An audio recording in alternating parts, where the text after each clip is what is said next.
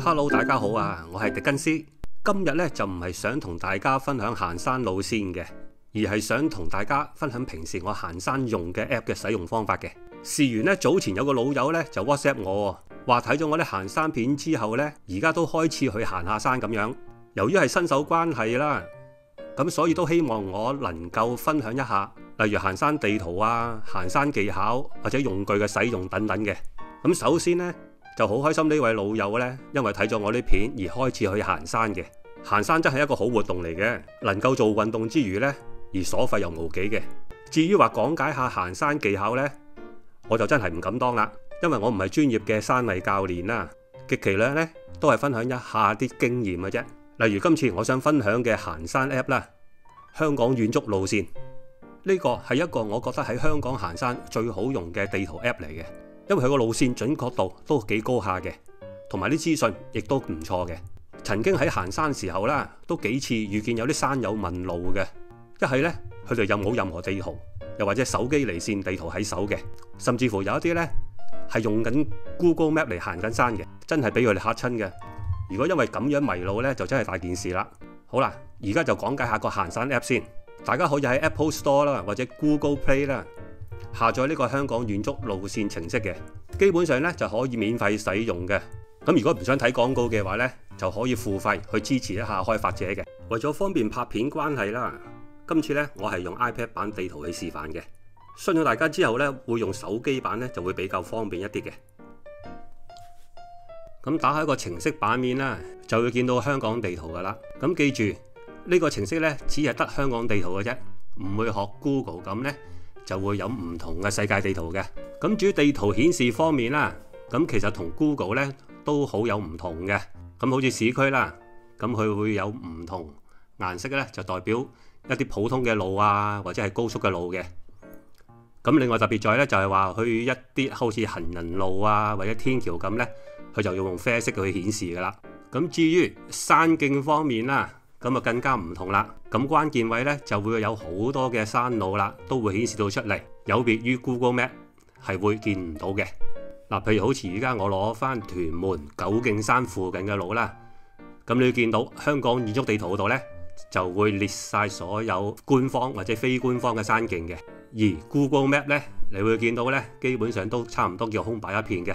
咁另外香港遠足地圖嗰度咧有個好處咧就係都會有等高線顯示出嚟嘅。咁即係咧，你會估計到大概你而家身處個位置究竟係要幾高位置嘅。咁另外一個比較優勝嘅地方咧，就係香港遠足地圖嘅咧，你會見到就係話，除咗顯示官方同埋一啲非官方嘅山徑之外咧，亦都會顯示有一啲景點嘅，譬如好似你見到九徑山嗰啲 Ironman 石啊、大嘴鳥石咧，咁佢都會有顯示出嚟嘅。所以你用呢個地圖去揾嗰啲石徑咧，就會相對地容易啲嘅啦。咁喺山徑顯示方面啦，有兩種顏色嘅，包括係啡色同埋灰色啦。啡色咧就代表明顯嘅山徑，包括官方同埋非官方山徑嘅。灰色咧就代表非官方或者唔太明顯嘅山徑嘅。當然理解上灰色嘅路段咧個難度應該又會比啡色高嘅。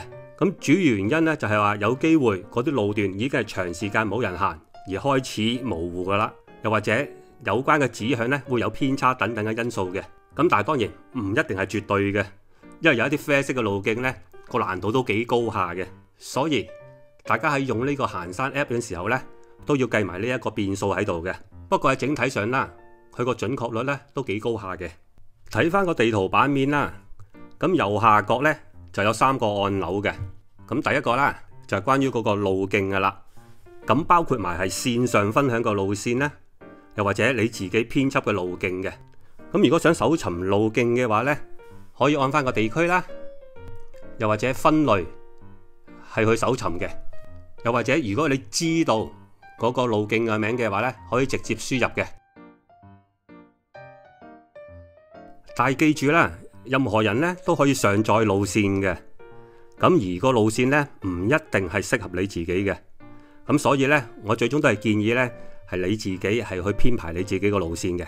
咁另外咧，你都可以為你個路線咧就設定唔同嘅顏色嘅，咁主要嚟講咧就會方便你日後去查翻自己嗰條路線噶啦。咁另外咧呢個 app 咧就可以用英文嚟顯示嘅。咁你喺翻第二個按鈕啦，有3點嗰度啦，撳入去啦，咁見到一個設定，咁佢走翻入去咧，你就可以揀翻英文顯示，咁就會轉為英文，就方便一啲外國嘅人士噶啦。雖然咧就有英文顯示嘅，但對於你外籍人士嚟講咧，雖然你又可以搜尋到，譬如好似而家我打麥理浩，咁佢真係會出麥理浩徑嘅。咁但係因為咧好多上載嘅路線咧都係用中文字嘅，咁所以對於啲外國人嚟講咧係未必可以揾到嗰條路徑嘅。咁所以就話就算係有英文顯示咧，其實都會爭少少嘅。咁都講一講個地圖個版面啦。咁頭先都講咗啦，同 Google Map 就爭好遠嘅。尤其是係喺山區部分咧，佢個資訊就會多好多嘅。咁除咗顯示咗好多官方或者非官方嘅山徑之外咧，咁另外其實都有一啲資訊咧，你都可以留意翻嘅。譬如好似 M198，咁就你麥理浩徑嗰個標距處啦。咁另外一個 C6504，咁就係一啲郊遊徑嘅標距處嚟嘅。咁見到有譬如有涼亭啊，咁另外有啲相機模樣呢，咁嗰個就係官方景點啦。咁三角形嗰啲呢，就係個山頂個標高處位啦，或者嗰個高度位置啦。咁另外一啲溪流嗰啲呢，佢都會細緻到都會有個名嘅。咁呢啲喺 Google Map 未必會顯示嘅。譬如好似比較冷門啲嗰啲啦，咩九徑南坑啦、九徑西坑，喺 Google Map 係未必會顯示出嚟嘅。好啦，喺咁接住下一部分呢，我哋就去睇一睇啦，究竟係點樣去編輯自己一個路線嘅。假設依家呢，我想喺屯門杯渡路麥理浩徑個終點度起步啦，咁可以呢，就按右下角第二個按鈕，有一個叫做地圖搜尋啦。咁我就輸入杯渡路啦。咁呢，佢就會帶到你去到附近個位置噶啦。咁我就可以自己去揾翻一個起步點啦。咁喺你右下角第二個按鈕啦，有3點嗰個啦。咁我哋撳落去啦。咁你會見到出咗一個版面嘅。咁第二個就係新增我的路徑，撳咗落去啦。咁會顯示會有個名稱啦。你如果想加一個名稱俾佢呢，咁至於下部分係屬於咩路線啊、分類啊或者其他嘅網頁名稱資料呢？咁視乎你自己嗰個喜好啦。如果你諗住都想係分享出去啊咁嘅話呢，你可以入埋去。咁呢度示範啦，我就唔加落去啦。咁我就撳儲存啦。咁就會入到去編輯嗰個版面嘅啦。咁編輯版面啦，你見到左上邊啦都有幾個按鈕嘅。咁而家着咗呢，就係箭嘴嗰個啦，就係而家你嗰個繪圖版面，你就可以左右上下咁隨意去移動嘅。咁所有嘅路線規劃咧都會係喺個繪圖區嗰度畫嘅。出咗之後呢，你就會再需要繼續移動個繪圖區，係繼續自己嘅路線嘅。咁而家譬如好似而家我諗住想畫上九徑山個路線嘅話呢，咁我就揀個起步點先啦。咁而家譬如我揾咗啦，麥理浩徑 M200 嗰個終點啦。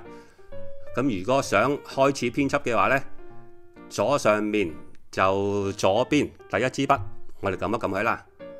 咁喺嗰個起點嗰度，我哋係順落去一拉呢，咁會出現 A、B 點噶啦。咁 A 我會假設係個起點啦， B 就係會嗰個終點嘅。咁而家我哋可以拉住 B 嗰個呢，係順住去畫自己嘅路線噶啦。咁呢個呢，佢就啲支筆呢，佢就會，如果你係有路線嘅話呢，佢又會順住行噶啦。咁如果錯咗嘅話，你咪翻轉頭，又或者再撳右邊嗰邊嗰個擦膠去擦翻去就可以噶啦。咁如果譬如一路行，咁如果係出咗個繪圖區嘅話呢，我哋需要就係翻去箭嘴度啦，嘅繼續移翻個繪圖區，或者你自己放大縮小去睇翻自己究竟邊一個大細係方便自己係去做嘅。咁另外啦，移翻正之後再撳多次嗰個繪圖筆啦，咁就繼續行啦。咁至於再右邊嗰支筆呢，嗰個呢就係叫隨意畫嘅筆嚟嘅。咁何謂隨意畫呢？即係話如果你有啲位置佢係冇特定路線，但係你自己亦都要知道嗰度其實係行到嘅話呢，就可以用呢一個筆就可以係隨意咁樣畫佢嘅。咁當然啦，你真係要熟嗰個路線，你先至好畫呢啲路線落去。如果唔係嘅話呢，就你去到現場都揾唔到條路噶啦。咁我當舉個例啦，有咩情況下係需要咁樣連貫翻嗰條路線呢？咁繼續翻嗰個路線規劃啦，就好似而家嚟到，我諗住想去鬧鐘石個位置哦。咁嚟到呢度啦，我就會繼續上去穿過鬧鐘石啦，上去大嘴鳥石啦，跟住就會去 Ironman 石。咁但係呢，之後呢，我就會翻轉頭翻去原有路徑，再會繼續上去天后之床嘅。咁點樣去畫翻個回頭路呢？如果你就咁樣畫落去，去完Ironman石再翻轉頭嘅話呢，其實條路線就冇咗嘅。咁所以如果呢個嘅話呢，就需要係再做多條路線出嚟嘅。咁個做法呢，就簡單嘅啫。當你出翻去啦，再撳翻嗰支筆，就喺翻 Ironman 石度再拉出翻個 A B 點。咁我當個 B 點啦，我繼續拉翻去向天后之床個方向行啦。咁至於原有路線嗰個 B 點，我就繼續拉翻去 A 點呢度，咁就會融合咗噶啦。咁你會見到就可以做到一個回頭路線嘅做法噶啦。嗱，咁啊繼續嗰個繪圖板啦，咁啊繼續穿過天后之床之後，咁上去九徑山。咁我當我完成今次個路線啦，咁呢，你就可以撳右上角有個開關仔個呢，就可以儲存呢個路線噶啦。咁當然啦，其實就話最好如果你能夠支持到開發者，就可以訂閱佢啦，咁就可以唔需要睇廣告噶啦。咁其實唔訂閱呢，都可以繼續用到嘅。咁出翻去版面啦，咁你會見到會多條九徑山尋石嘅路線噶啦。咁至於個顏色你又可以去改變嘅，去紅色又得啦，藍色又得，方便你自己去區分個路線啦。咁另外呢，都有啲資訊呢係幫助呢條路線嘅，譬如好似我哋撳翻譬如高度圖啦，咁可以睇翻呢條路線啦。譬如去個總長度呢，就係3.3公里啦，咁最高最低個點去到10米至到486米。咁另外上落差啦，就會係上係630，落就150。咁至於個估計需時啦，呢個你要自己係作為一個參考啦，因為未必一定準確嘅，因為每個人行嘅步速或者個能力都唔同。咁另外一樣啦，譬如你行緊山嘅時候啦，可以係行到某一段時候呢，係睇翻你剩餘嗰個路線有幾多啊，或者甚至乎上落差會有幾多咁樣嘅。咁個做法呢，就係話呢，而家我哋譬如話係撳住嗰條路線啦。咁我哋譬如話係其中兩個手指篤去某一點，譬如而家我由翻天后之床啦 A 點啦，去到上到去九徑山，究竟仲有幾長呢？咁你見到隔離嗰個高度圖啦，有顯示到噶啦。譬如我撳一撳個高度圖啦，咁而家呢一段呢，都仍然大概有480米要行嘅，咁上呢，仲要上70米嘅。咁呢個譬如話就可以去俾你參考翻啦。可以行到某啲路線去到尾段，究竟仍然仲有幾多路要行嘅？咁另外呢，如果你都已經有自己嘅路線嘅話呢，你又想繼續編輯嗰個路線嘅話呢，咁你就可以撳翻你個字嘅嗰條路線啦，隔離有個鉛筆嗰個位置嘅，咁呢，你就可以翻入去繼續編輯你個路線噶啦。咁至於啦，完成咗個路線之後，你又想去分享啊或者匯出嘅話呢，咁撳翻右邊有3粒點嗰個啦，咁就會有分享或者匯出嘅。分享意思啦，就係可以上載有關個路線，就去呢個 app 度俾其他人嘅。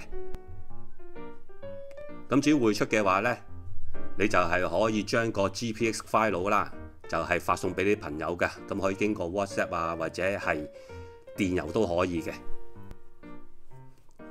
譬如好似而家咁啦，我會睇翻啦，究竟我用 AirDrop 啊，用信息啊或者郵件咁樣啦。咁譬如話你又可以去經郵件去匯出。假設如果你想匯入一條路徑嘅話，如果你係用緊 iPhone 或者 iPad 嘅話呢，可以直接按個 GPS 個檔案，撳個分享，再揀翻香港遠足路線。咁你見到啦，佢就會一個匯入嘅盒仔㗎啦。咁我哋可以儲存翻佢啦。咁你睇翻啦，佢即時都會喺翻個地圖顯示翻呢一個路徑噶啦。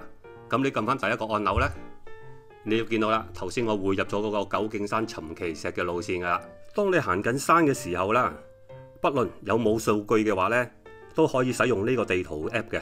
如果你唔係需要記錄你行走嘅軌跡嘅話，就可以直接使用呢個地圖。喺使用期間啦，咁你見到藍色個圈呢，就係代表你而家個位置所在嘅，而個圓圈個上面呢，有一個三角形嘅，就代表你手機頂向住個方向嘅。咁所以就嚟順住個方向行呢，你就可以噶啦。好啦，今次就簡單地啦介紹咗呢個 app 嘅主要功能嘅。如果你想再詳細了解翻呢個 app 其他嘅功能嘅話呢，你可以撳翻第二個按鈕啦，上面有一個叫線上說明嘅。